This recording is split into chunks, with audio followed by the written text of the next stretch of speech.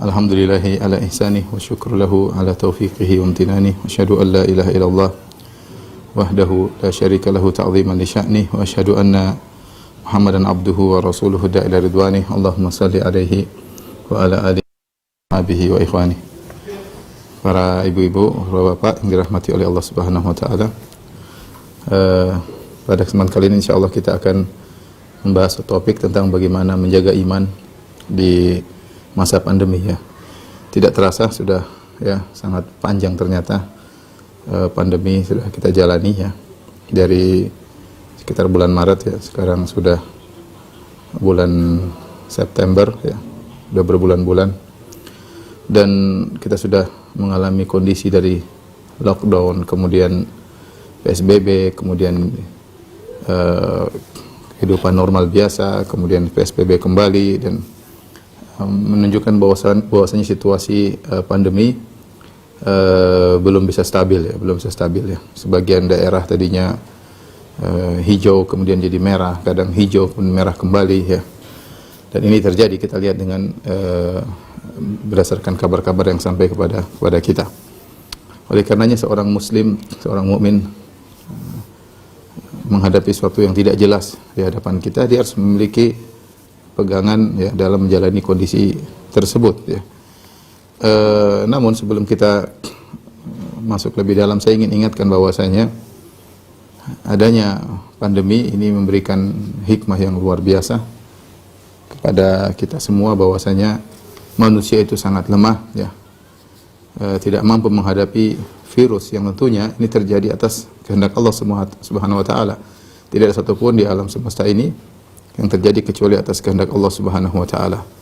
Ya, maka kesombongan yang ada pada manusia, keangkuhan ya, semuanya hancur di hadapan virus corona ya, COVID-19 ya.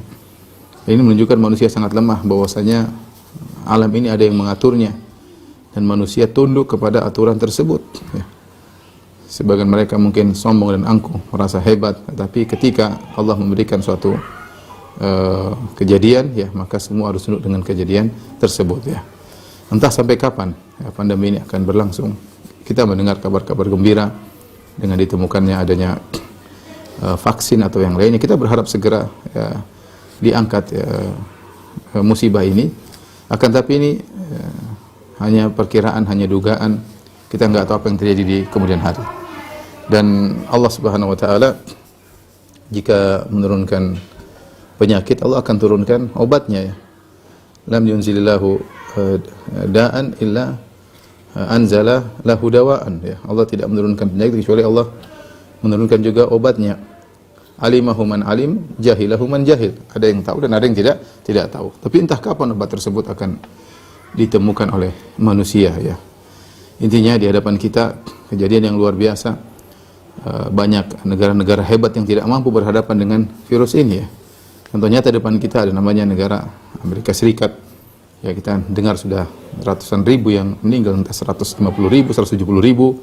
Bukan cuma terinfeksi mungkin jutaan ya, tapi yang meninggal sampai sangat banyak sekali ya. Demikian juga negara-negara hebat yang lainnya, baik Italia atau Perancis atau yang lainnya. Intinya kalau kita melihat kondisi kita masih alhamdulillah ya, angka kematian tidak sebanyak yang dialami oleh negeri-negeri yang lain. Tapi ini semua memberi gambaran kepada kita bahwasanya kita ini makhluk yang sangat lemah. Kata Allah, wa khuliqal insanu dha'ifa. Manusia diciptakan dalam kondisi lemah ya. Dalam kondisi lemah. Saya maaf sebentar ya.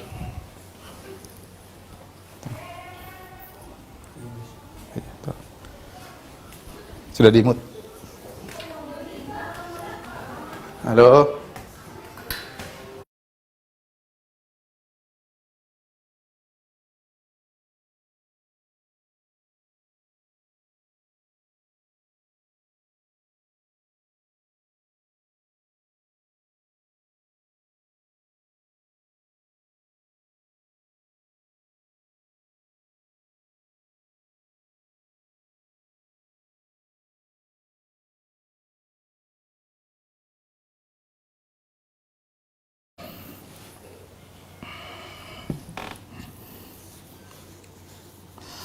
Baik, ikhwan dan akhwat yang dirahmati Allah Subhanahu wa taala.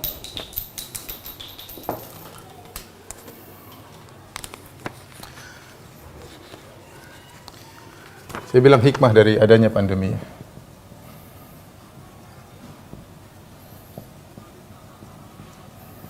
Ya, di antaranya ya, nampak lemahnya manusia.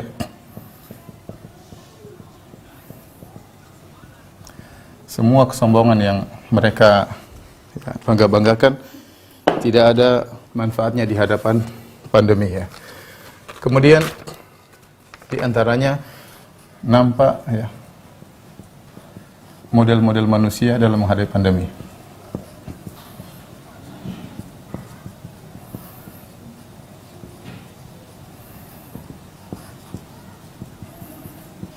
Ya. Di antaranya ya, subhanallah, sebagian orang bertambah keimanannya dengan adanya pandemi. Ya, mereka sadar bahwasanya manusia tidak bisa apa-apa, bahwasanya harta tidak bermanfaat, kekuatan negara tidak bermanfaat. Ya, kita dapati sebagian kawan-kawan kita meninggal dunia di masa pandemi, padahal mereka memiliki harta yang berlimpah ruah. Ya. Harta tersebut tidak bisa menolong mereka sama sekali. Ya, ada yang bahkan sudah diobati sampai ratusan juta, ya. Lebih daripada itu, ternyata tidak bermanfaat sama sekali harta yang mereka miliki. Sebagian orang-orang ketika mengalami pandemi kembali kepada Allah Subhanahu wa taala. Ini adalah sikap yang sangat luar biasa. Ya, kembali kepada Allah Subhanahu wa taala ya. Bahkan sebagian orang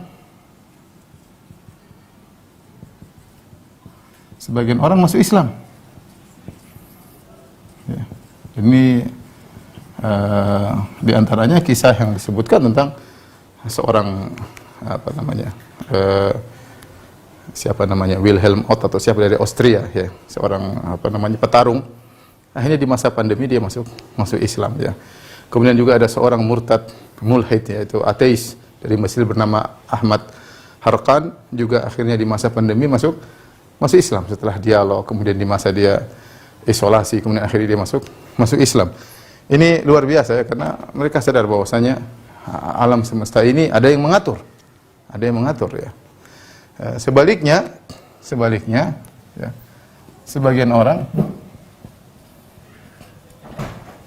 semakin murtad, semakin ateis ya.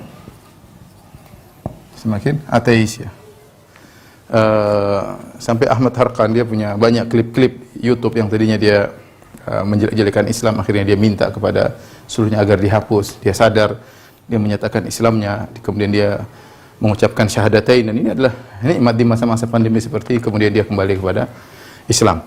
Namun sebagian juga ada yang malah sebaliknya, ada yang murtad, kemudian ada yang semakin ateis ya, menganggap bahwasanya Tuhan tidak sayang dan yang lainnya. Dia tidak bisa memikirkan tentang hikmah. Bahkan saya lihat di sebagian klip, sebagian orang-orang Nasara kemudian mengambil salib, kemudian mereka masukkan ke ya bokong mereka dan yang lainnya, penghinaan-penghinaan terhadap agama, dan ini terjadi.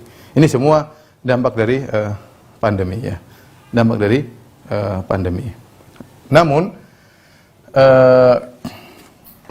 ada fenomena yang aneh ya, yaitu ketika sebagian orang ingin kembali kepada agama di masa pandemi, tetapi ternyata ada kesalahan-kesalahan dalam memahami agama. Ini yang mungkin mau kita bahas ya, yaitu kembali kepada agama ya, atau semakin kokoh.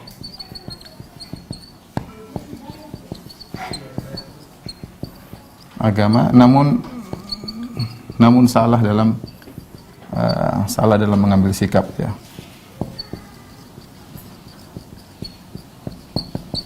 Ya.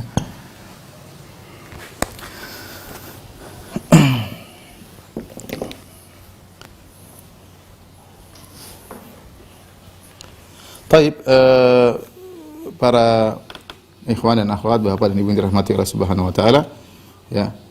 Di antara kesalahan-kesalahan sikap ya, meskipun sudah benar kembali kepada agama, tetapi di sana ada salah pandang ya dalam menghadapi virus corona yang dikaitkan dengan agama ya. Yang kita dapati di kenyataan yang ada, sebagian orang ya ketika memandang tentang pandemi ya, mereka memandang bahwasanya pandemi itu hanyalah azab semata ya.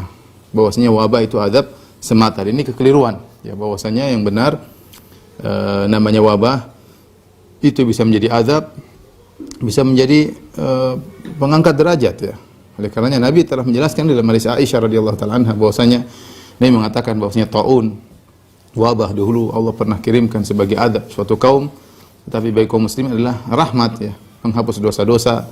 Bahkan sebagaimana sudah dijelaskan oleh para ustadz, jika seorang bersabar menghadapi taun, menghadapi wabah, dia bersabar, ihtisab, mencari pahala dari Allah Subhanahu wa taala, maka dia bisa mendapatkan mati syahid. Dia bisa mendapatkan pahala mati syahid. Dan alhamdulillah pintu mati syahid dalam Islam banyak ya. Di antaranya seperti disebut dalam hadis ya, meninggal karena tenggelam, meninggal karena terbakar, al-mabtun, meninggal karena sakit perut ya, meninggal karena membela jiwanya, meninggal karena membela hartanya, meninggal karena membela keluarganya ya. Dan banyak hal-hal yang dihukumi oleh syariat sebagai orang yang meninggal mendapat pahala mati syahid. Di antaranya karena penyakit wabah, karena taun ya, karena taun. Oleh karenanya tidak benar bahwasanya taun ya adalah tentara Allah yang namanya tentara Allah, seakan-akan untuk mengadab setiap orang yang terkena taun. Oleh karenanya tidak boleh kita kemudian mengatakan setiap orang terkena wabah berarti dia diadab oleh Allah Subhanahu wa taala. Jawabannya tidak benar ya, karena wabah itu sendiri bisa fungsinya dua ya, bisa menjadi azab bagi sebagian orang dan bisa menjadi pengangkat dosa-dosa dan penambah derajat bagi sebagian orang. Ibaratnya seperti seorang naik pesawat, kemudian pesawat tersebut meledak ya. Dalam pesawat tersebut berbagai macam orang. Satu sisi bisa jadi Allah menghukum sebagian orang, dan satu sisi biasanya bisa jadi orang meninggal karena meledak dihukumi sebagai mati syahid ya. Jadi oleh karenanya ini salah pandang tentang masalah wabah ya. Di antara juga bahwasanya kita dapati sebagian sahabat meninggal karena wabah ya. Seperti taun Amwas ya, terkenal ketika terjadi taun sehingga ribuan atau bahkan puluhan ribu para sahabat dan orang-orang yang para tabi'in yang hidup ketika itu banyak meninggal gara-gara taun Amwas. Dan ini dalil bahwasanya ada orang-orang soleh yang juga meninggal gara-gara taun Amwas. Bahkan di antara mereka ketika sudah terjebak dalam suatu daerah yang situ terkena wabah, di antara mereka ada yang berdoa ingin meninggal dengan taun, karena Nabi mengabarkan orang yang meninggal karena taun adalah mati syahid. Mereka ingin mati syahid apakah dalam peperangan ataukah dalam jihad ataukah terkena penyakit. Intinya bahwasanya wabah itu bisa mengena siapa saja. Kita dapati juga kawan-kawan kita yang meninggal dunia, sebagian mereka terkenal sangat soleh. Ya, tidak ada orang menyebutnya kecuali memujinya. Ada kawan saya seperti itu ya. Tidak ada orang menyebut namanya kecuali memujinya ya. Meninggal karena wabah ya, wabah corona ya. Maka kita bilang semoga wabah tersebut ya Allah menghendaki kebaikan baginya sehingga mewafatkannya dalam kondisi mati syahid. Ini satu kondisi salah pandang dalam masalah wabah, meskipun kembali kepada agama, tetapi salah pandang dalam masalah hal ini. Sebaliknya ada juga sekelompok orang yang mereka ketika menghadapi pandemi kemudian tidak peduli ya. Bahkan seperti menganggap corona itu tutup mata, seakan-akan corona itu tidak ada. Padahal kita tahu bahwasanya corona ini menimpa bukan cuma satu kabupaten, dua kabupaten, bahkan negara-negara di dunia. Dan sudah banyak orang meninggal dunia. Ini bukan hal hanya khayalan, ini kenyataan ada ya. Dan ini pandangan seperti ini bukan cuma ada di tanah air kita, juga ada di tempat-tempat yang lain ya, di negara-negara Islam yang lain. Ini memandang bahwasanya ini semua tidak ada, ini hanyalah khayalan, ini hanyalah konspirasi dan yang kita bilang mau konspirasi mau bukan konspirasi, kenyataannya virus itu ada ya, kenyataannya banyak yang meninggal, kenyataannya kawan-kawan dekat kita juga meninggal dunia, teman-teman kita, keluarga, sebagian keluarga dan kawan-kawan kita juga meninggal dunia ya, menghebohkan semua orang. Tidak mungkin satu dunia semua sepakat untuk berbohong bahwasanya ini tidak ada, ini benar-benar ada.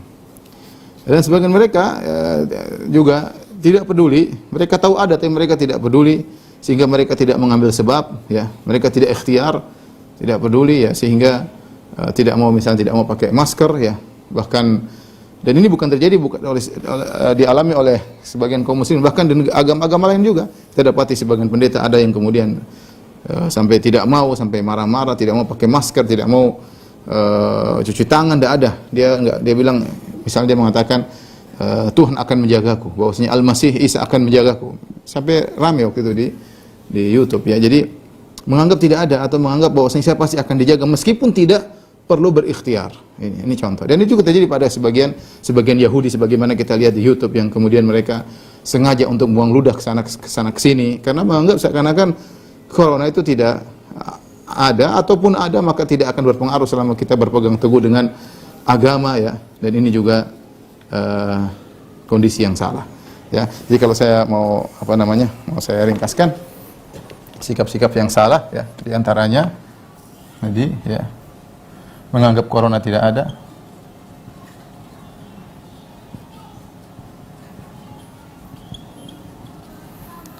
kemudian di antaranya tadi menganggap COVID tentara Allah untuk azab. Ini juga keliru, padahal bisa juga untuk rahmat ya. Ya, bahkan tadi saya katakan ini tidak benar ya.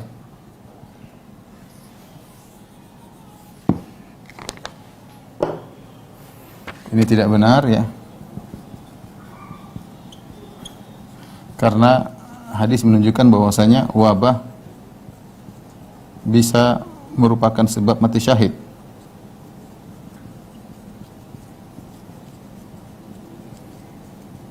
Kemudian juga banyak sahabat dan tabi'in yang wafat karena wabah.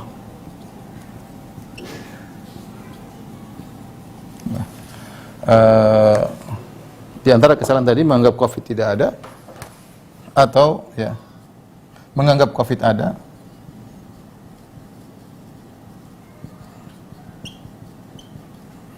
tapi tidak berikhtiar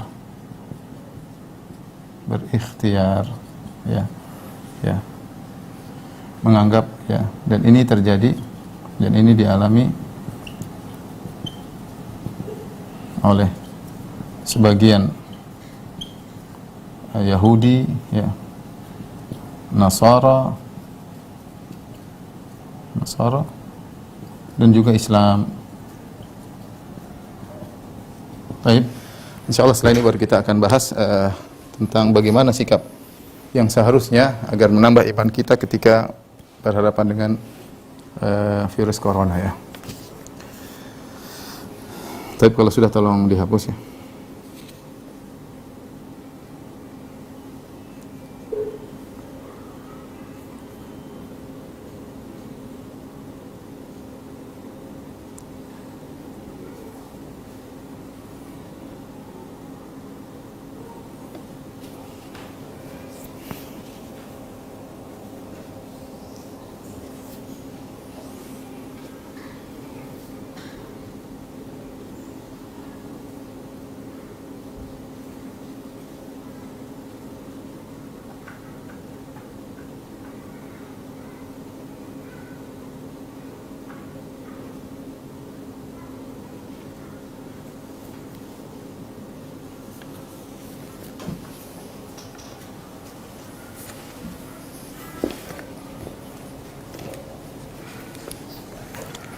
Baik, iman di masa corona ya.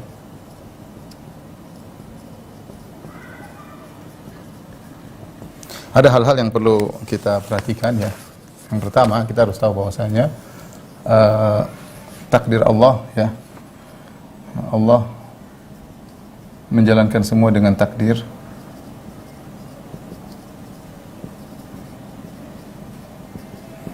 Semua sudah ditakdirkan ya.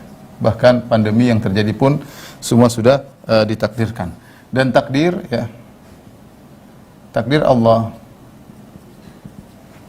dijalankan dengan aturan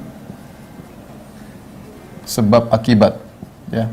Sebab dan akibat ya. Sebab dan akibat. Semua berjalan dengan takdir, tapi semua takdir berjalan dengan hukum sebab akibat ya. Dalam urusan dunia maupun dalam urusan akhirat. Akhirat ya. Dari zaman dulu sampai sekarang ya, dalam urusan akhirat jelas. Kalau mau masuk surga, sebabnya adalah beramal soleh, ya, masuk surga. Sebabnya amal soleh. Dan ini berlaku, masuk neraka sebabnya bermaksiat. Jelas ya. Ini berlaku dari dulu, dari seluruh nabi, zaman seluruh nabi sampai hari kiamat.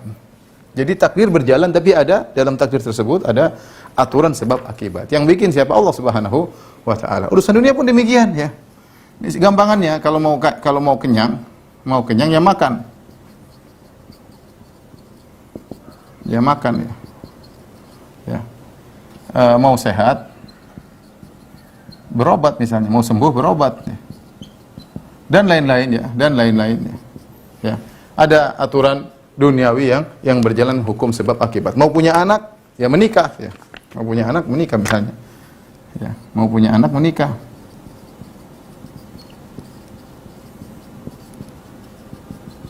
Ini semua adalah menunjukkan bahwasanya semua berlaku antara bahwasanya dalam takdir berjalan, tapi berjalan dengan aturan yang Allah sudah sebut yang merupakan hukum sebab akibat yang disebut dengan sunanul kauniyah. Kalau istilah kita dengan sunan al-kauniyah, sebab akibat ini disebut dengan as-sunan al-kauniyah ya. Atau kita bilang sunnatullah, biasanya orang-orang bilang sunnatullah. Ini aturan-aturan Allah yang Allah jalankan dalam kehidupan dunia ini, baik berkaitan dengan urusan dunia maupun berkaitan dengan urusan akhirat. Kemudian yang perlu kita lanjutkan lagi, yang kedua, bahwasanya tidak ada pertentangan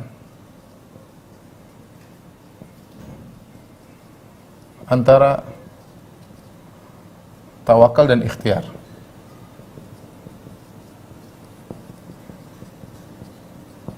Bahkan tawakal yang benar adalah dengan ikhtiar.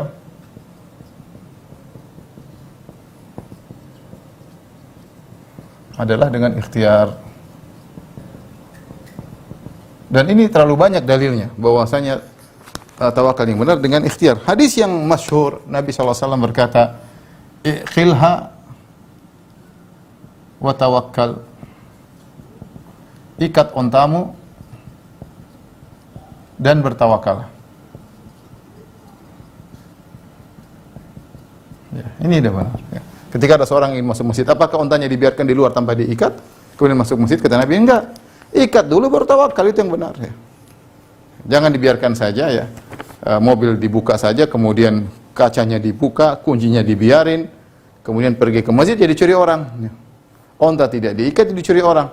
Tawakal yang benar, kau sudah berusaha, ikhtiar sebab, lakukan sebab, berikhtiar, setelah itu bertawakal kepada Allah. Dan contoh akan ini sangat banyak sekali. Lihat Nabi SAW. Semua, kalau kita baca sejarah Nabi SAW dari awal sampai akhir, semuanya berkaitan dengan ikhtiar. Semua berkaitan. Coba kita bicara masalah jihad. Rasulullah SAW ketika perang Uhud, apa yang dilakukan? Rasulullah SAW pakai helm. Bahkan Rasulullah SAW labis sadir'ain, pakai 2 lapis baju perang. Rasulullah SAW pasang strategi. Ya. Rasulullah SAW atur yang ini sebelah sini, ini sebelah sini, semua ikhtiar. Rasulullah SAW punya mata-mata, mendengar kabar bagaimana tentang perjalanan orang-orang kafir, berapa jumlah mereka. Semua ikhtiar. Ya. Tidak ada kemudian asal tawakal berdoa kemudian ya, tidak melakukan ikhtiar. Ya. Ya, demikian ya semuanya. Ya. Semuanya Rasulullah SAW menyuruh para sahabat untuk bekerja, ya, untuk mereka juga para sahabat berdagang, mereka ada yang berkebun, ya, mereka semuanya ikhtiar. Mau pintar ya mereka belajar ngaji, mereka menghadiri pengajian Nabi sallallahu alaihi wasallam ya. Jadi kalau kita baca sirah dari awal sampai akhir, semuanya berkaitan dengan ikhtiar ya. Jadi tawakal yang benar adalah tidak bertentangan dengan ikhtiar. Maka salah kalau sebagian orang kemudian mengatakan tidak perlu takut kepada corona ya. Tidak perlu takut kepada Covid. Ini juga bisa benar, bisa salah dari sudut pandang yang mana. Oleh karenanya kelanjutannya kita mengatakan ini di antara kesalahan adalah bahwasanya tidak membedakan antara takut yang boleh dan takut yang tidak boleh. Takut tabii ya, itu boleh dalam Islam. Ya, takut tabii itu dalam Islam. Apa maksud takut tabii itu? Takut dengan hal yang benar-benar nyata perlu ditakuti. Contoh seperti takut kepada senjata, takut terhadap penyakit, takut terhadap singa, takut terhadap macan, ya. Ini boleh ya, ini boleh. Makanya saya sering sampaikan dalam pengajian saya, ada sebagian orang yang kemudian salah paham. Dia bilang tidak boleh takut kecuali hanya kepada Allah Subhanahu wa taala, tidak boleh takut kepada macan, tidak boleh takut kepada singa. Ini salah ya. Kita takut kepada sesuatu yang mengkhawatirkan kesehatan kita, mengancam nyawa kita, itu boleh dalam Islam, itu benar. Itu tidak dilarang ya, dan itu suatu yang tabii, suatu yang alami. Oleh karenanya Nabi Musa alaihissalam ketika dikejar oleh pasukan Fir'aun, kata Allah, fa kharaja minha khaifan yataraqqab. Maka Musa pun keluar dari Mesir takut, khawatir tiba-tiba ada musuh yang bisa menangkapnya. Jadi suatu hal yang wajar. Kemudian bilang tidak boleh takut kepada COVID, repot ya. Tidak boleh takut kepada COVID adalah suatu hal yang pernyataan yang salah ya. Karena sama seperti kita mau tidak boleh takut sama macan. Ya gimana tidak boleh takut sama macan? Tidak boleh takut sama COVID sama dengan tidak boleh takut sama macan. Ya. Siapa yang berani masuk di daerah macan kemudian tidak pakai apa-apa kemudian ketemu dengan macan? Ya konyol ya. Oleh karenanya kita harus tahu bahwasanya menjalani pandemi ini kita harus berikhtiar ya. Terus berikhtiar. Karena yang menyedihkan ya, kita dapati sebagian kaum muslimin bangga ketika tidak menjalani protokol kesehatan. Mereka bangga. Ini kita dapati ya, semoga Allah maafkan mereka dan semoga mereka terus selamat. Semoga kita bilang semoga mereka terus selamat. Ya. Karena mereka menyangka takut kepada Covid adalah kesalahan. Tapi di antara mereka bangga tidak pakai masker. Bangga pengajian rame-rame kemudian berdempet-dempetan. Bangga, dan ini kita bilang enggak usah dibangga-bangga seperti itu. Ya mungkin daerah mereka hijau ya, beda dengan daerah yang merah ya. Tapi tidak perlu dibangga-banggakan. Akhirnya apa yang terjadi? Kita dapati sebagian saudara-saudara kita yang tadinya mereka bangga-bangga, kemudian membanggakan keramaian mereka, membanggakan kebersamaan mereka, akhirnya daerah mereka sekarang menjadi merah, bahkan sebagian menjadi hitam. Ya. Bahkan sebagian mereka menjadi hitam ya. Ya, karena mungkin dibangun di atas bahwasanya harus tawakal ya. Dan tawakal tidak perlu ikhtiar, ini kesalahan, atau membangun bahwasanya Covid itu hanyalah konspirasi, suatu yang tidak ada ya. Atau tadi bahwasanya ketakutan, tidak boleh takut kepada Covid, sebagian kita dapati dalam sebagian klip juga, jangan takut kepada corona, jangan takut kita pergi ke tempat corona ya. Allah bersama kita, ini salah. Allah ketika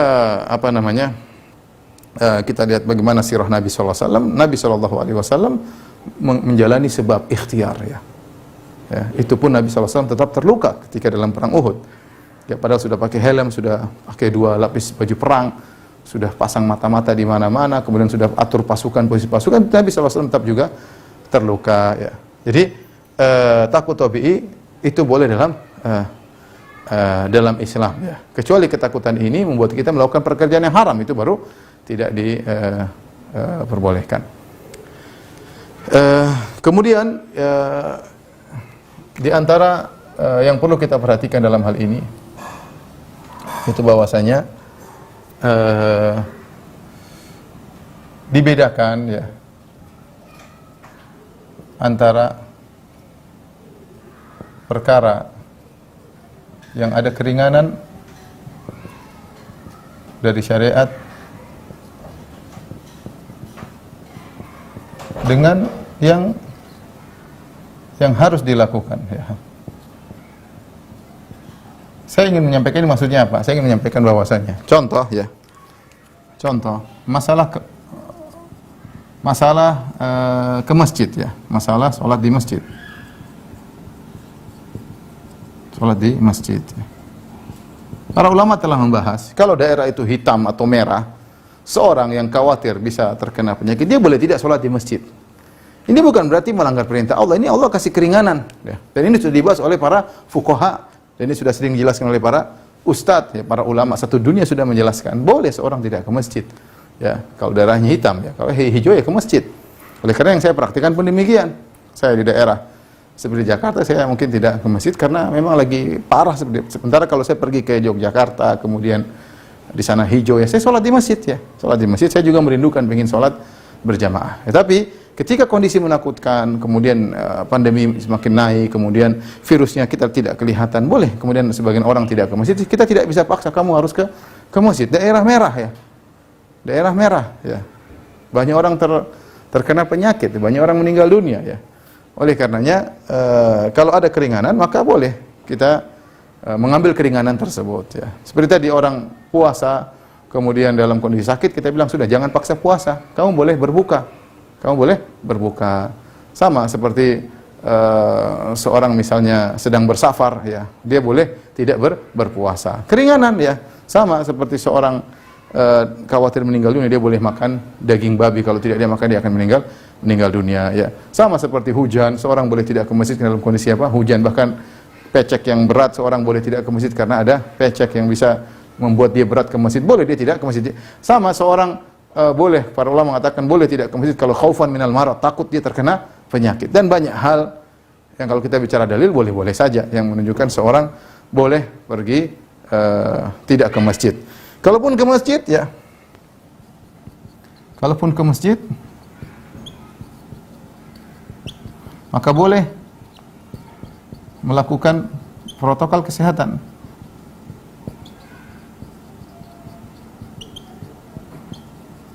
Ya. Protokol kesehatan ya. Boleh ya seorang pakai masker, dan ini sudah difatwa para ulama banyak. Boleh sholat berjarak ya karena sah ya. Ini tidak jadi masalah. Lain halnya misalnya dengan mencari makan ya. Lain halnya ya, mencari makan.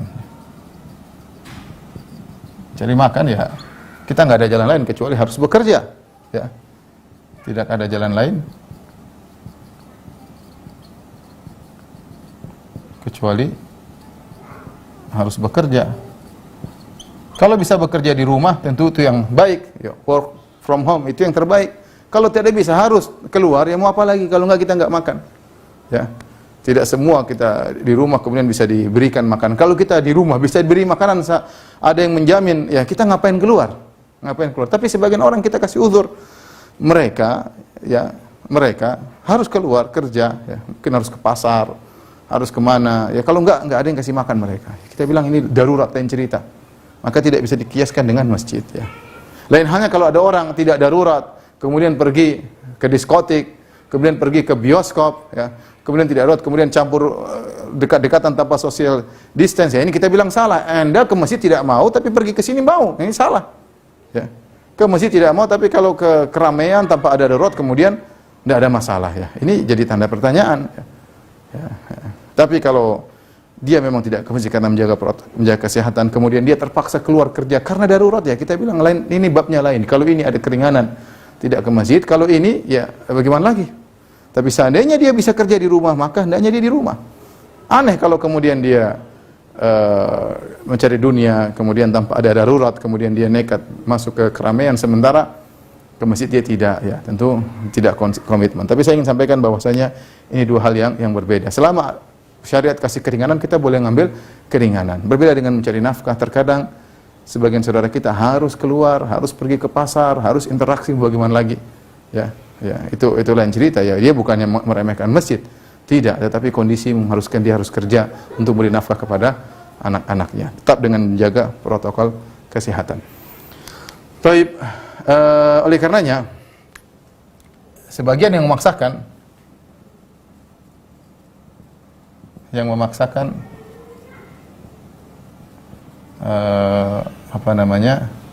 tidak protokol kesehatan,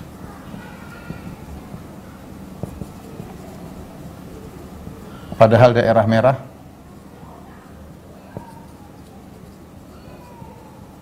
ternyata tidak konsisten, tidak konsisten.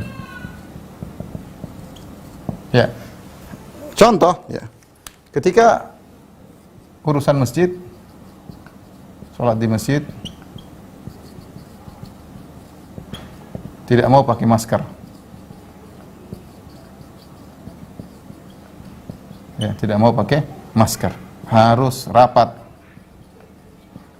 Kenapa? Alasannya sunnah Nabi Sallallahu Alaihi Wasallam. Ya. Bahkan ada yang mengatakan sholat, ya, tidak rapat adalah bid'ah dan yang lain, kita bilang ya sebagian pendapat demikian. Taib. Kita bilang bagaimana dengan pengajian? Pengajian juga kan harus rapat, sunnahnya rapat. Sunnahnya rapat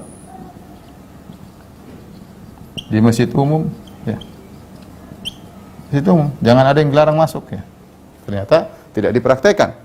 Kemudian juga misalnya, ya, menjenguk orang sakit.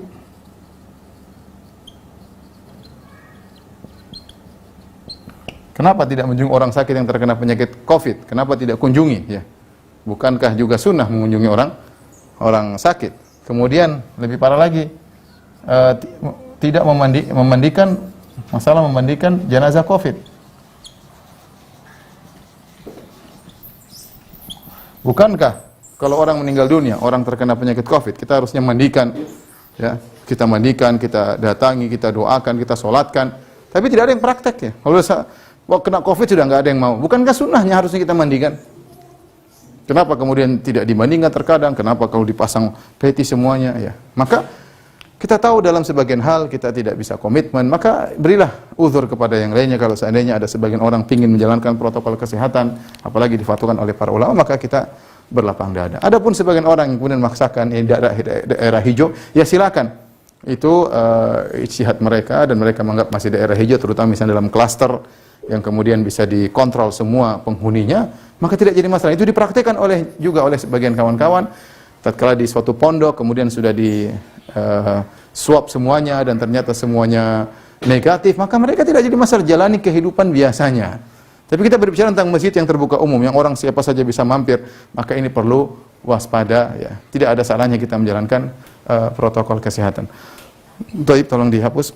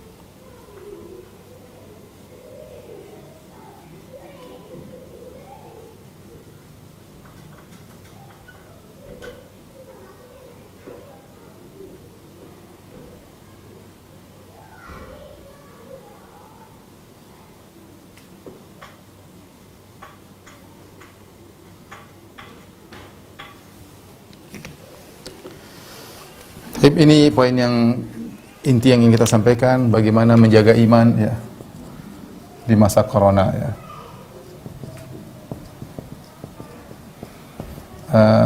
Tentu banyak hal yang menyedihkan yang kita dengar, ya. Sebagian kawan-kawan yang akhirnya usahanya mundur, bahkan sebagian mereka di PHK. Kemudian bahkan sebagian kita dengar saudara-saudara kita di suatu kota, istrinya pada minta cerai karena suaminya tidak bisa menafkahi dan yang lainnya. Subhanallah, memang ini ujian, ya, ujian berat, ya. Tapi dialami oleh hampir semua orang, ya. Hampir semua orang, ya. Ada juga alhamdulillah sebagian orang meskipun di masa pandemi tetap saja Allah mudahkan urusannya, ya. Tapi secara umum tatkala menghadapi ujian, ya, kita tahu bahwasanya, ya, pertama, ya, harus, ya, sabar, ya. Sabar dengan musibah ini. Di antaranya yakin bahwasanya di balik musibah ini ada hikmah. Ada hikmah yang mungkin kita tidak tahu apa hikmah tersebut. Tapi yakinlah Allah tidak mungkin menjalankan sesuatu kecuali dengan ada hikmah. Karena Allah adalah Al-Azizul Hakim, dialah yang maha mengetahui dan dia adalah yang Al-Hakim ya. Saya kemarin sempat singgung masalah ketika Allah ingin menciptakan Nabi Adam alaihissalam, maka malaikat bertanya, "Ataj'alu fiha ma yufsidu fiha wa yasfikud dima?" Wahai ya Rabb, apakah engkau akan menciptakan Adam yang akan melakukan kerusakan di muka bumi, keturunannya maksudnya, dan juga akan menumpahkan darah? Kata Allah, "Inni a'lamu ma la ta'lamun." Aku tahu apa yang kalian tidak ketahui. Kemudian akhirnya malaikat setelah ditanya tentang nama-nama, mereka tidak tahu, mereka berkata, "Innaka antal azizul hakim, innaka antal alimul hakim." Sungguhnya engkau adalah Al-Alim yang maha mengetahui segalanya, Al-Hakim yang maha bijak dalam segalanya. Oleh karenanya Allah Subhanahu wa taala adalah Al-Alimul Hakim. Allah Maha tahu apa yang dia kerjakan dan semua sebelum terjadi sudah Allah takdirkan, dan Al-Hakim Allah yang maha bijak, maha hikmah. Tidak ada yang terjadi kecuali pasti ada hikmahnya. Kemudian yang kedua, ya, ingat ya, jika bersabar dapat pahala. Ya. Kemudian juga akan diberi solusi oleh Allah, cepat atau lambat ya. Ya, cepat atau lambat. Benar-benar kita harus bertawakal kepada Allah. Sudah berusaha tawakal kepada Allah Subhanahu wa taala, akan banyak pertolongan yang Allah berikan dari jalan yang kita tahu maupun jalan yang kita tidak tahu. Wa may yattaqillaha yaj'al lahu makhraja. Kata Allah, "Wa may yattaqillaha yaj'al lahu makhraja." Siapa yang bertawakal kepada Allah, Allah akan kasih jalan keluar. Yang penting tawakal Anda benar.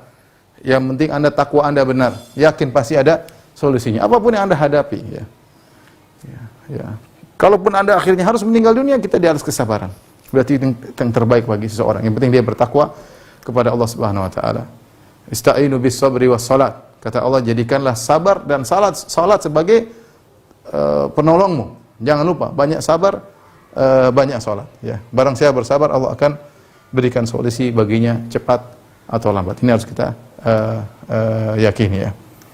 Kemudian yang berikutnya ya, lakukan ya amal soleh ya sebanyak-banyaknya. Amal soleh ini ya, maksud saya bisa jadi amal yang hubungan antara kita dengan Allah,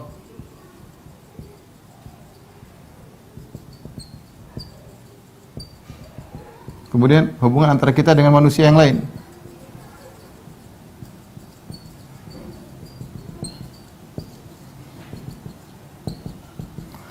Di masa pandemi ini ya, kita diberi kenikmatan waktu. Kita diberi kenikmatan waktu oleh Allah Subhanahu wa taala. Ada waktu luang. Ini kalau saya bicara saya pribadi yang jarang saya dapatkan ketika di luar masa pandemi. Dalam kondisi yang menyedihkan ini, ada hikmah. Allah berikan waktu luang yang banyak ya. Banyak work from home misalnya, kerja di rumah ya. Dan itu membuat kita, kemudian PSBB, aturan buat kita banyak di rumah. Saatnya kita dekatkan diri kita kepada Allah Subhanahu wa taala. Ya, kita sudah melewati masa-masa sulit di masa bulan Ramadan di rumah ya. Lebaran di rumah ya. Alhamdulillah kita melewati. Waktu luang sampai kapan kita nggak tahu. Pandemi sampai kapan selesai kita nggak tahu. Maka jangan kita hanya terbengong, bingung. Kita harus punya program ya. Saya ingin misalnya khatam Quran dalam berapa bulan misalnya. Mungkin bisa kita lakukan. Saya ingin ngaji, saya ingin nulis buku, saya ingin selesai dalam waktu ini. Lakukan. Kita nggak tahu kita mau hidup sampai kapan. Kita nggak tahu, jangan pandemi mungkin selesai bulan Januari, Februari. Wallah alam, belum tentu. Belum tentu. Ya. Dulu orang sudah menduga-duga pandemi akan selesai pada bulan Juni. Ada yang mengatakan selesai pada bulan Juli. Orang berani ngomong. Kenyataannya sampai September sekarang lagi parah-parahnya di Jakarta. Kita nggak tahu ujungnya pandemi ini, nggak tahu. Oleh karenanya, karena kita nggak tahu ujungnya, waktu yang Allah berikan kepada kita, dekatkan diri kita kepada Allah. Menangis salat malam, menangis kepada Allah Subhanahu, minta solusi. Kalau tidak punya harta, minta kepada Allah sambil usaha. Ya. Curhat kepada Allah Subhanahu wa taala. Ya. Jadi ini penting, hubungan kita dengan Allah kita perbaiki. Kalau yang bisa salat, yang bisa puasa sunnah, lakukan puasa sunnah. Yang bisa salat malam, lakukan salat malam. Bisa ikut pengajian. Ya, dekatkan diri kita kepada Allah. Berzikir pagi petang, jangan tinggalkan. Ya akhi, anda tidak yakin ada Tuhan kita yang mengatur kita. Ya. Kalau kita baikkan hubungan kita dengan Allah, ya Allah akan perhatian dengan kita. Itu suatu hal yang pasti, suatu hal yang pasti. Tapi intinya hubungan kita dengan Allah diperbaiki, dan ini akan menambah iman kita selama pandemi ya. Cuma kita curhat ke orang, ternyata tidak pernah curhat kepada Allah Subhanahu wa taala. Hanya merendahkan kita. Kalau kita curhat ke orang, hanya merendahkan diri kita ya. Dan pertolongan tidak datang. Tapi kalau kita curhat kepada Allah, dekatkan diri kita kepada Allah, banyak berdoa, maka insya Allah ada solusi. Kemudian jangan lupa, ini juga sangat penting, hubungan kita dengan yang lain. Di masa pandemi ini, kalau kita punya harta, kita punya kelebihan harta, banyak orang lagi yang butuhkan. Tetangga kita ya, orang tua kita ya. Bagaimana di masa pandemi? Tanya, bagaimana hubungan kita dengan orang tua kita? Bagaimana hubungannya? Tanya. Bagaimana hubungan kita dengan kakak adik kita? Bagaimana hubungan kita? Sudahkah bagus hubungan kita dengan mereka? Sudahkah kita menyambung silaturahmi dengan tetangga kita? Ya. Gimana? Kawan-kawan kita, gimana? Kawan-kawan lama terutama, kawan-kawan setia. Gimana hubungan kita dengan mereka? Ya, saatnya kita berbuat baik di masa sulit itu pahalanya tidak sama dengan di masa-masa biasa. Ini semua menambah iman. Ini semua kita berkorban di zaman seperti ini. Tentunya bukan korban konyol semuanya kita kasih orang, tidak. Tapi kita ada berbagi. Meskipun tidak tahu kita ini sampai kapan uang kita bisa bertahan. Meskipun kita lihat ternyata ATM kita tinggal sedikit. Tapi ya, kalau masih kita bisa bagi-bagi, insyaallah kita masih mungkin melakukan, kita masih bisa perkirakan. Di saat ini saat-saat yang tepat kita jalin hubungan dengan kerabat-kerabat kita, ya. Ini menambah iman. Allah akan menguatkan kita, Allah akan menolong kepada kita. Inna ma'al usri yusra. Sungguhnya bersama dengan kesusahan ada kemudahan, ya. Ya. Bagaimana kita melakukan amalan yang dicintai oleh Allah Subhanahu wa taala. Wa ahabul a'mali ila Allah surun tudkhilu ala qalbi muslim. Amalan yang paling dicintai oleh Allah adalah rasa senang yang kau masukkan dalam hati seorang muslim. Bagaimana yang muslim yang kau buat dia bahagia? Ternyata ibumu, ternyata bapakmu, ternyata kakakmu, ternyata adikmu, kawanmu, tetanggamu, bibimu, di saat-saat mereka sedang sulit sekarang. Oleh karena kalau kita punya kelebihan harta, saatnya kita beramal soleh. Kita nggak tahu, bisa jadi ini amal yang bisa kita andalkan bertemu dengan Allah di hari kiamat kelak. Tetapi ini di antara hal, ya, kuatkan dua ini. Anda harus punya hubungan yang kuat dengan Allah Subhanahu wa taala, ya. Kemudian hubungan dengan orang lain juga sangat penting. Kemudian jangan lupa, kalau kita ingin perbaiki hubungan kita dengan Allah, otomatis ya, jauhi maksiat. Ini harus, ya. Jangan malah di musim pandemi gatal pengin ke diskotik. Jangan musim pandemi ngabisin waktu untuk nonton hal-hal yang tidak bermanfaat, ya. Ya, jangan musim pandemi kemudian masuk dalam perdebatan, dalam medsos, mencaci maki sana, caci maki sini, merendahkan sana, merendahkan sini. Ya, hal-hal yang tidak jelas apa yang kita bela, dasar apa kita berbicara, yang kita bela juga enggak jelas, bagaimana berhakkah untuk kita bela, bisakah kita pertanggungjawaban pembelaan kita di hadapan Allah Subhanahu wa taala? Tinggalkan itu semua. Kita enggak tahu, ya. Sampai kapan pandemi, kita tidak sampai kapan kita hidup, ya. Sudah banyak saudara-saudara kita yang meninggal di musim pandemi ini. Semoga Allah menerima arwah mereka di sisi Allah Subhanahu wa taala. Jadi inilah Bapak dan Ibu dirahmati Allah Subhanahu wa taala, sedikit yang ingin saya sampaikan sebagai nasihat bagi saya pribadi dan juga kepada Bapak dan Ibu-ibu. Semoga di musim pandemi yang tidak jelas sampai kapan mau selesai, kita masih bisa menjaga iman kita, ya. Jangan sampai di musim pandemi malah kita semakin jauh dari Allah Subhanahu wa taala. Wallahu ta'ala alam bisawab. Ya, mungkin ini saja. Kalau ada yang mau bertanya atau istifsar, ya, saya persilahkan. Wallahu alam bisawab. Baik Ustaz, ini ada beberapa pertanyaan Ustaz. Yang pertama saya bacakan ya Ustaz. Assalamualaikum Ustaz. Terkait dengan iman saat pandemi ini, jujur saya sering sekali merasa sedih, khawatir menghadapi perubahan dalam kondisi hidup. Saya ingat dalam suatu kajian Ustaz pernah share doa saat Ustaz pernah mengalami kondisi sedih dan doanya sangat mustajab. Kalau boleh di-share lagi doanya seperti apa Ustaz? Syukran. Doanya adalah doa menghilang kesedihan. Ya. Coba saya cari di di Bukal Islam mungkin ada. Sebentar. Itu namanya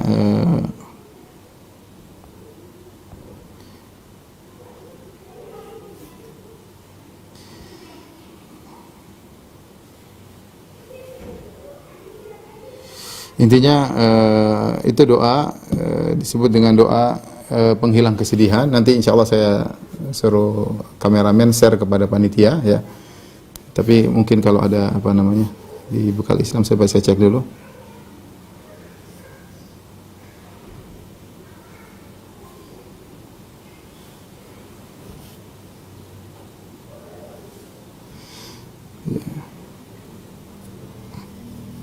Itu doanya intinya Allahumma inni abduk ibnu abdik ibnu amatik nasiyati fi yadik madhin fiya hukmuk adlun fiya qada'uk as'aluka bi kulli ismin huwa lak sammaita bihi nafsak anzaltahu fi kitabik aw 'allamtahu ahadan min khalqik aw ista'tharta bihi fi ilmil ghaibi 'indak anta ja'al qur'ana rabi'a qalbi wa nur sadri wa jala'a huzni wa dhahaba ghammi ya. Itu doa.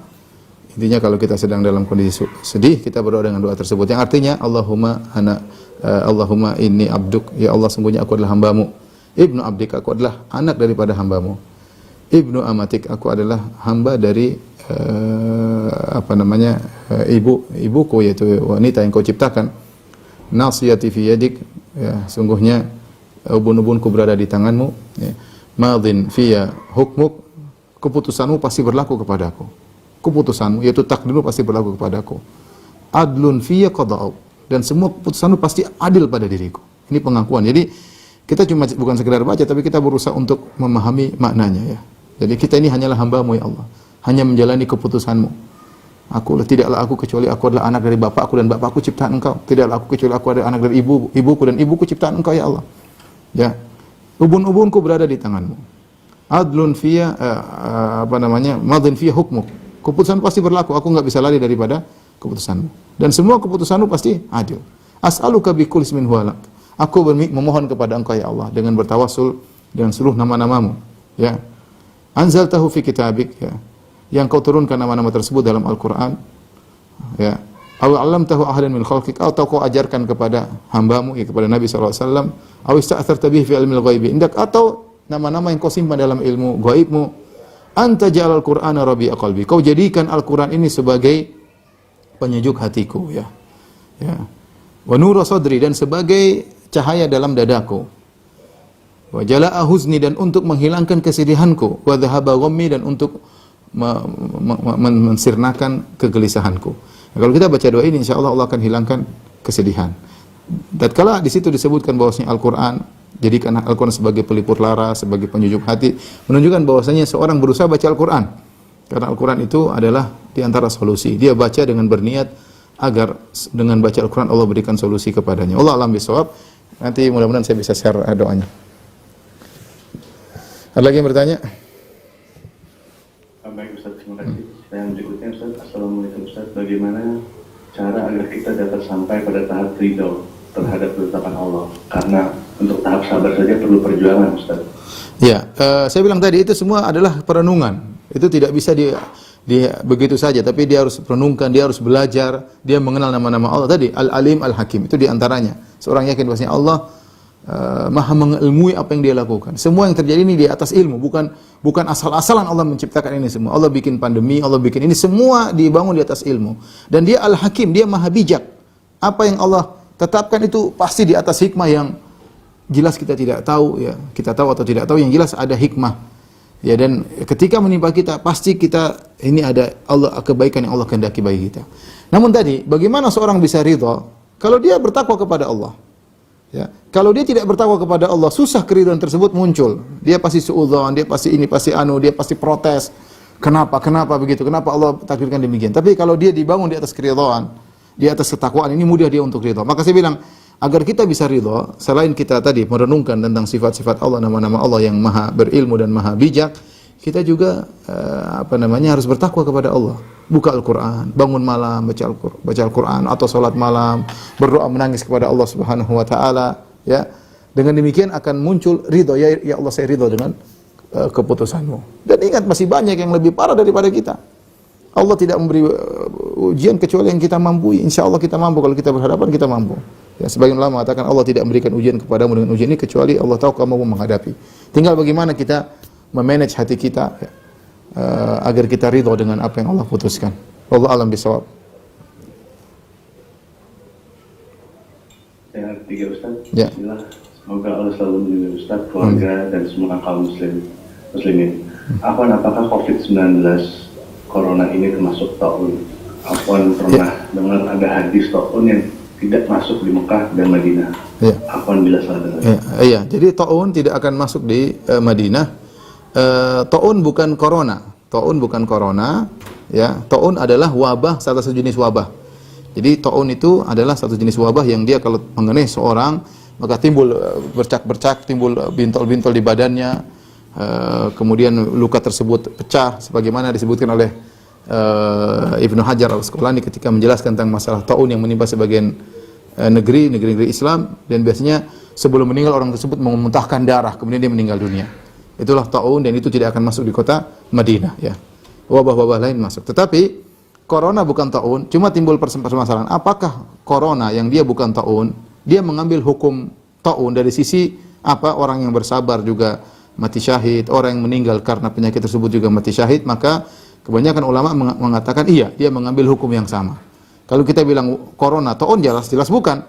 Tetapi apakah kita mengkiaskan corona dengan ta'un? Maka sebenarnya mengatakan iya, dan ini difatwakan oleh para kibar ulama di Arab Saudi, ya, bahwasanya hukum corona mengambil hukum ta'un. Tentu ada khilaf masalah ini, tapi saya lebih condong bahwasanya meskipun berbeda, tetapi dia mengambil hukum yang sama. Dari siapa? Dari sisi bahwasanya dia adalah wabah, sama-sama wabah. Kemudian dari sisi kalau sudah mengenai orang bisa sangat mudah mematikan seorang, ya. Dan kita ada hal yang sangat mungkin. Bukankah Rasulullah mengatakan orang mati syahid banyak, di antaranya terbakar, di antaranya kejatuhan, di antaranya sakit perut, ya misalnya, ya, di antaranya misalnya meninggal karena melahirkan, ya, di antaranya tenggelam, ya, di antaranya terkena ta'un, ya. Nah, sebagian ulama mengkiaskan demikian juga wabah-wabah yang tidak semua penyakit tentunya, tapi wabah itu penyakit yang cepat menyebar, menimpa siapa saja, ya, kemudian cepat mematikan, ya. Karena sifat ini ada pada corona, ya, sebagaimana ada pada ta'un, maka dikiaskan. Wallahu a'lam bishawab. Berikutnya Ustaz, bismillah Ustaz, orang yang sengaja biar kena COVID supaya mati syahid, apakah matinya dia juga syahid karena niat awalnya memang biar tertular COVID? Adapun bahwasanya seorang ingin tertular, sengaja untuk tertular COVID, maka itu melanggar sabda Nabi sallallahu alaihi wasallam. Nabi sallallahu alaihi wasallam mengatakan firra minal majdzum firaraka minal asad. Larilah engkau dari orang penyakit tertular sebagaimana engkau dari singa, ya. Nabi sallallahu alaihi wasallam juga mengatakan la yuridul musih alal mumrid. Jangan yang sehat dibawa kepada yang sakit. Jadi Rasulullah SAW juga mengatakan kalau kalian idza sami'tum bihi bi ardin fala tadkhuluha. Kalau kalian mendengar wabah, ya, suatu tempat, maka jangan masuk ke situ, ya, jangan masuk ke situ. Jika kalian mendengar, jangan masuk ke situ. Menunjukkan Rasulullah SAW menyuruh kita menjauh. Rasulullah menyuruh kita menjauh, ya. Tetapi kalau kita sudah dalam kondisi, kita sudah berusaha, ya, kita sudah jangan ada orang COVID kemudian kita pegang-pegang, kemudian kita ambil air liurnya supaya kita terkena, itu nggak boleh. Tapi kalau kita sudah berusaha, terus ada ingin meninggal dalam kondisi mati syahid, apakah kena wabah atau yang lainnya, itu boleh-boleh saja. Tapi tetap kita menjalankan ikhtiar. Ikhtiar tersebut adalah untuk menghindar, ya, menghindar. Tetapi kalau ternyata kita terkena, Allah mengabulkan kita terkena COVID, ya, nggak ada masalah. Mudah-mudahan sama seperti sahabat ketika ingin mati syahid.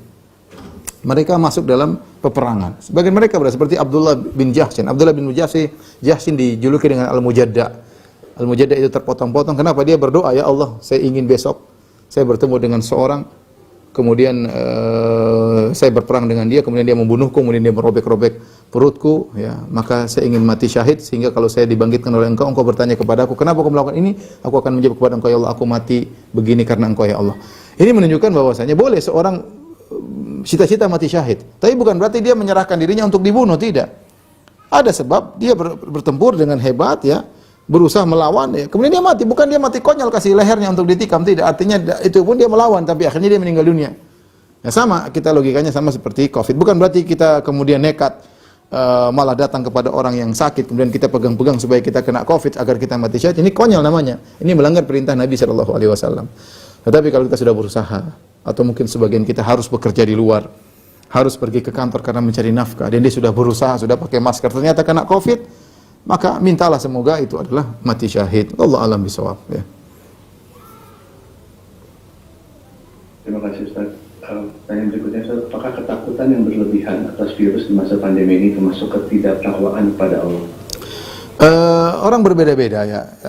Artinya kalau berlebih-lebihan sampai lupa dengan ada namanya Tuhan, itu tidak boleh. Kita tahu ada Tuhan yang mengatur. Saya sampaikan pada pertemuan sebelumnya, pengajian yang lain. Saya punya kawan, dia di Australia. Dia punya anak kerja di suatu kantor. Qadarullah di sebelahnya ada seorang dari Lebanon yang sudah flu beberapa hari dan dia tetap kerja. Ternyata diperiksa, dia ternyata COVID-19. Padahal anak teman saya itu duduk di sekitar dia, ya, dekat dia kalau tidak salah teman kerjanya. Akhirnya diperiksalah swab semuanya, rata-rata semua kena. Di lantai tersebut rata-rata semua kena. Dia yang dekat dengan malah tidak kena. Ya. Bukan dia, karena dia tidak tahu ini ternyata. Kalau dia tahu dia akan jauh, tapi qadarullah Allah menjaga dia. Jadi maksud saya, sudahlah, kita ini hanya berusaha, serahkan kepada Allah.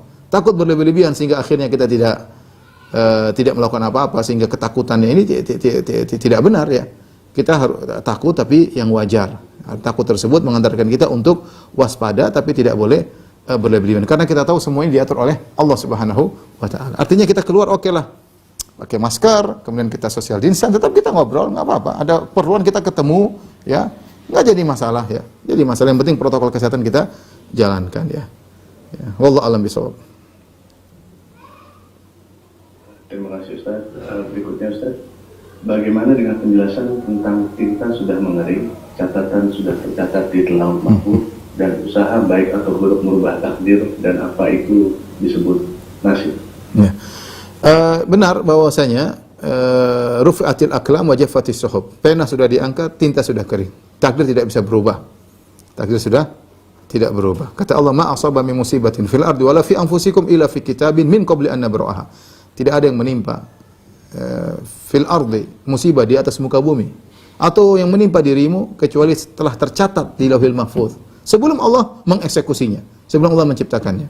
Inna dzalika 'ala Allah yasir. Itu semua mudah bagi Allah. Jadi Allah sebelum mencipta, Allah sudah tulis Lauhil Mahfuz. Jadi masalah kita tidak tahu apa catatan tersebut. Tadi saya sudah jelaskan.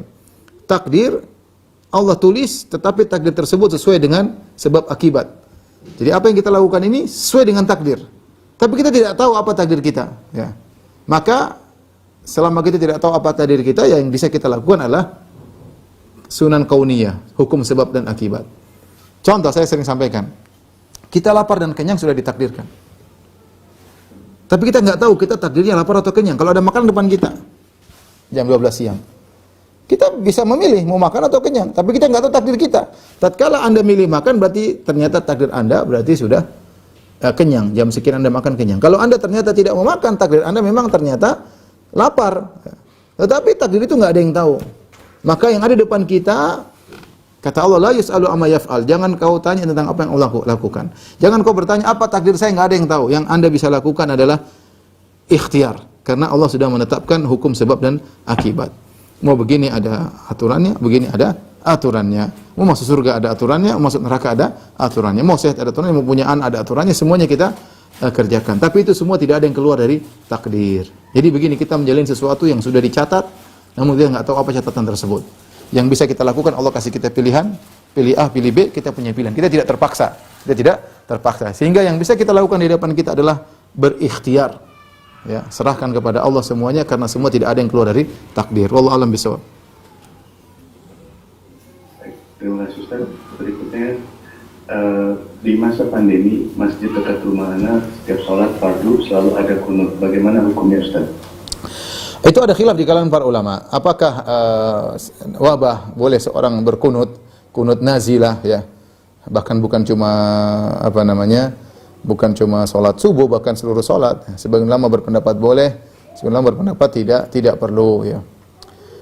Seingat saya mazhab Syafi'iyah, saya punya tulisan tentang ini, saya udah agak lama, tapi seingat saya mazhab Syafi'iyah membolehkan untuk berdoa menghilangkan wabah. Jadi kalau kita pas sholat di situ kita ikut kunut, tidak jadi masalah, ya. Sebenarnya ulama mengatakan tidak perlu, seperti sebagai mazhab Hambali mengatakan, ulama Hambali mengatakan tidak perlu, karena Nabi tidak pernah berdoa untuk menghilangkan taun, ya. Demikian juga para sahabat ketika mereka mengalami taun, mereka tidak pernah berdoa agar diangkat taun tersebut, ya. Apalagi taun merupakan salah satu sebab untuk syahadah. Tapi intinya yang berpendapat berpendapat boleh berdoa, mereka punya dalil. Seperti Nabi ketika mendoakan sebagian suku yang mereka membunuh para sahabat, ketika Nabi mengirim sekitar 70 para sahabat, para hufaz Quran, ternyata mereka dibunuh. Nabi berdoa agar kecelakaan bagi mereka. Padahal mereka pun mati syahid, tapi tetap Nabi berdoa kepada Allah dalam kunut. Dalam kunut agar mencelakakan kaum yang telah membunuh para sahabat Nabi, pada mereka akhirnya pun mati syahid. Jadi ini masalah ijtihadiyah. Sebagian ulama mengatakan perlu kunut nazilah, sebagian ulama mengatakan tidak perlu. Tapi kalau kita kebetulan sholat di masjid yang mengadakan kunut nazilah, maka kita ikut kunut karena ini masalah ijtihadiyah. Wallahu a'lam bishawab.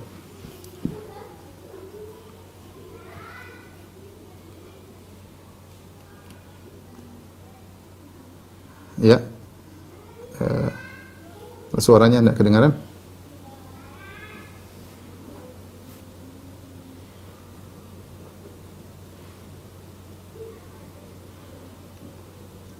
Halo. Maaf. Ya, saya bertanya, apakah sering mengeluhkan masalah kepada Allah termasuk sikap tidak pernah dan riga terhadap takdir Allah?